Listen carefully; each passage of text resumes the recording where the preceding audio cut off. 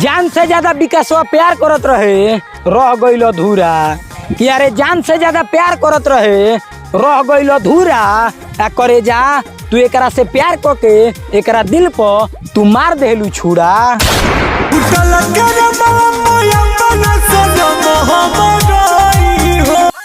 नाम बा पूरा यूपी बिहार में इस सब जाना से समझदार हो।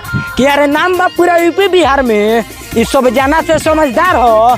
आ सुन रे बेटा ते हवा का बनावत रे हई विकासवा तोरो ले रंगदार हो। अरे कौन रे साला? मांग के देखो कुछ ई जानो देहे खातिर तैयार बा। कि अरे मांग के देखो कुछ ई जानो देहे खातिर तैयार बा। आ करे जा तारा प्यार में हई विकासवा बीमार बा। तोरा प्यार में बीमार बनी हम, तोरा इश्क में बीमार बनी हम। तो बस भाई लोग विकास नाम के सारी वीडियो यही जी खत्म करतनी। आई होप की वीडियो देख के तारा लोग इनको बहुत अच्छा लागल हुई।